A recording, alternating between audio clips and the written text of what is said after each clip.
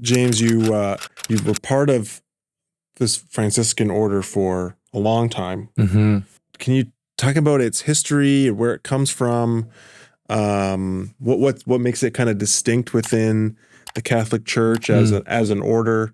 I think there's a lot of threads to pull there. So, what do you got to say about that? Yeah, to make the long story short, this order was founded by Saint Francis in 13th century, around that time, in Assisi in Italy. Okay.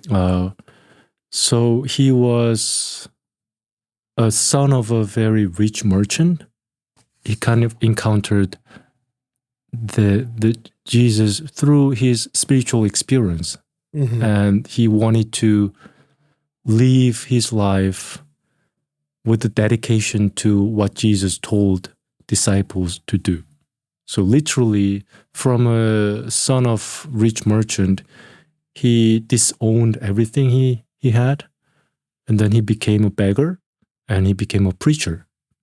So around that time, people say, when people think about Catholic or any type of religious life, they think about monk. Right. Monk was more, around that, until Francis came out, maybe Saint Dominic too, around the same time, until these preachers who is living more itinerary style of life, like just wandering around.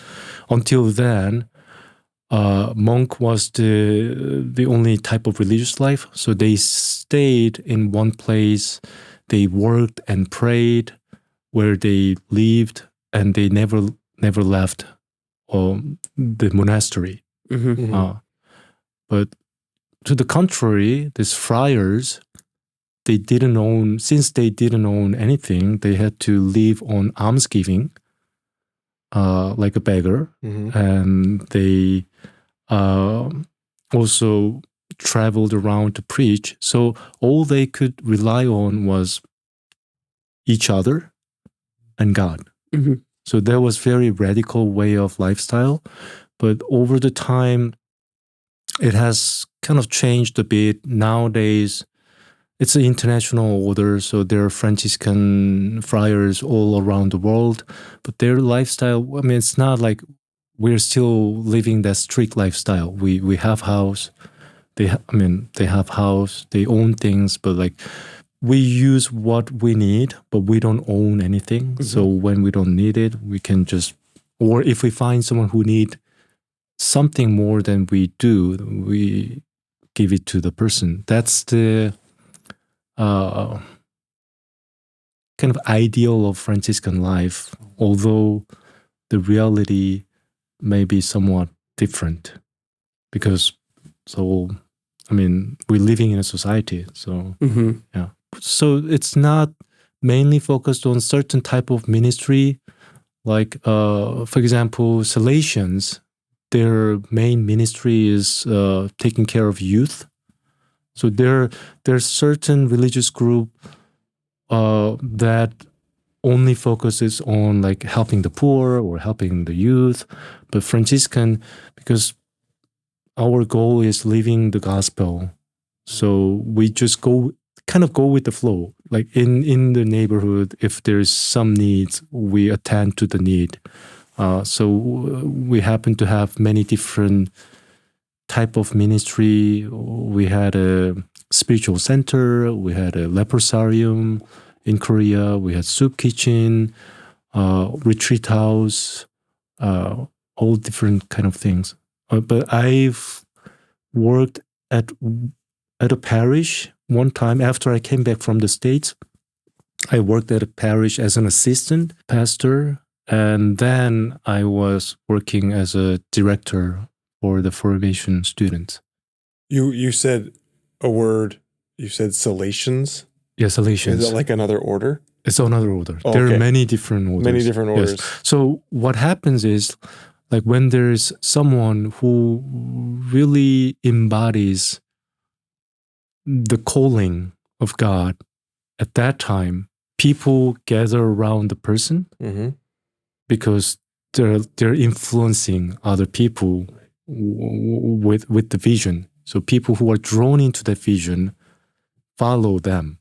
So they form a group, and then once they form a group, they structure themselves to train the new ones. So that's the beginning of like religious order. Right. So there's always founder.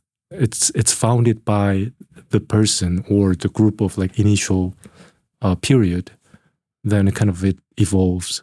And so Francis didn't want to name the order, the group Franciscan. Right. That would be a little against his vibe. Yes, exactly.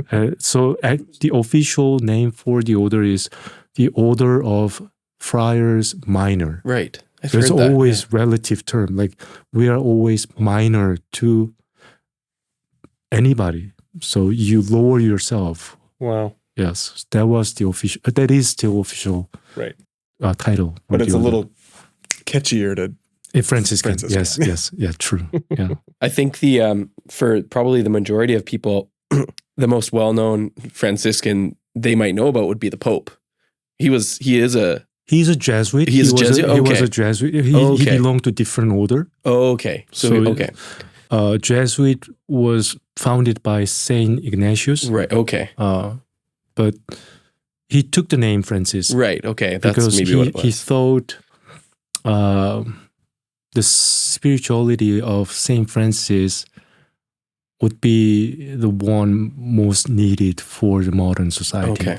And which, just to bring back to Anglicanism, I find as I didn't know much about Anglican Church until I joined the Anglican Church. But like the more I explore the Anglicanism, I find it very similar to Franciscan spirituality.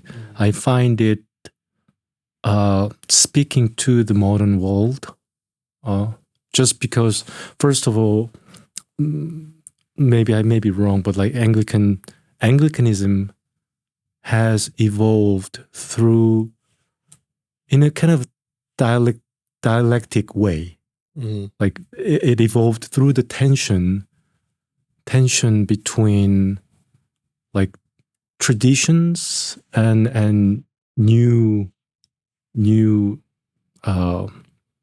creation, and maybe also it always recognized human reality, but it still holds on to the Christian vision, ideal vision, and it cares about common good, but at the same time it never ignores individual uniqueness.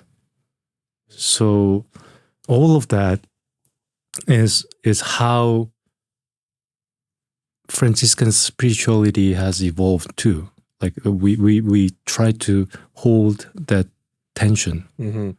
And the other thing is Saint Francis was always drawn into God coming to us. So it's more drawn into incarnation rather than resurrection or maybe some other thing. I mean, it's all weaved together as a one thread, but he was so fascinated by God becoming one of us. So if you probably the crash, the Christmas around Christmas, crash was originated by Saint Francis. He was the first one who wanted to see the baby Jesus. So he made the crash himself.